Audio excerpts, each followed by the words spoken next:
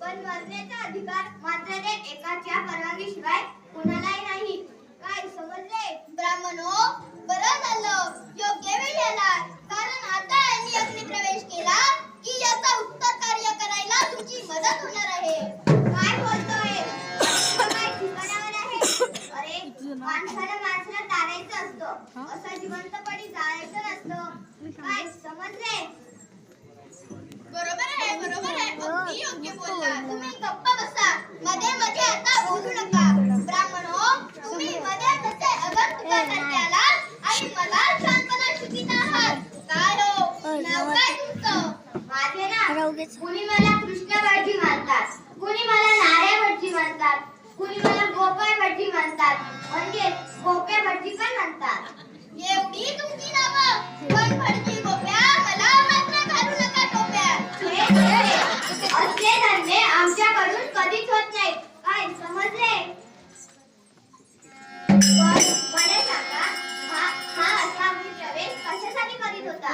याला कारण ही तसंच आहे की यांनी प्रतिज्ञा केली, बडाई मारून सांगितले होते की बाणांचा सेतू उभा करीन म्हणून. जर का यांनी उभारलेला बाणांचा सेतू मी एकाच सुदाराने मोडला तर यांनी अग्निप्रवेश करावा, आणि जर का तो मी मोडला नाही तर हा जन्म मी याचे दस्ताच स्वीकारेन, अशी आम्ही दोघांनी प्रतिज्ञा केली होती. अर्थातच यांनी उभारलेला बाणांचा सेतू मी एकाच सुदारात टाकला आहे, म्हणून ती आपल्या कर्माची फळं भोगत आहे. बरोबर आहे. बरोबर काय? ठीकच आहे. पण मला सांग, त्याने बाणांचा सेतू बांधला, तू तो मोडला. हे तिसऱ्या माणसाला पाहिलं कोणी? हो, काय बोलत आहात तुम्ही?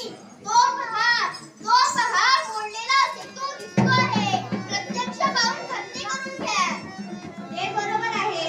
सेतू बांधताना, उडी मारताना पुरावा कोण आहे? काय बोलत आहात तुम्ही? बरोबर आहे. प्रत्येक गोष्टीला पुरावा लागतो. थांबा, जीवनात प्रत्येकाला एकदाच संधी मिळते. तुम्हाला सुद्धा संधी मिळाली, पण त्या संधीचा तुम्ही सोनं न करता माती केली, माती. या ब्राह्मणाचं बोलणं मला अगदी योग्य वाटतं. मी पुन्हा बाणाचा सेतू उभारू शकतो, पण तुझ्या माझ्या संघर्षात हे वृद्ध ब्राह्मण फक्त पुरावा म्हणून राहतील. चालेल. त्याच्यासाठीच तर या कृष्ण ब्राह्मणाचं आगमन झालं आहे.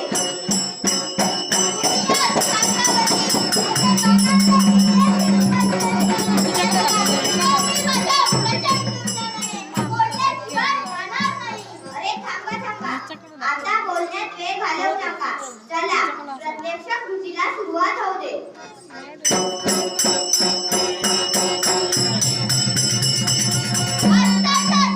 तुम्ही बांधलेला बाणांचा सेतू पहा.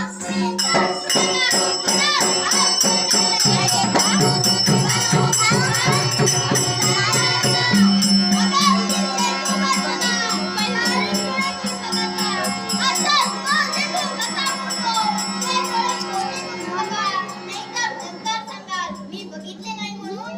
नाही, तसे होणार नाही. मी पूर्णपणे शिकली आहे. चल, तू अशी उडी मार की एकाच उडीत मोडून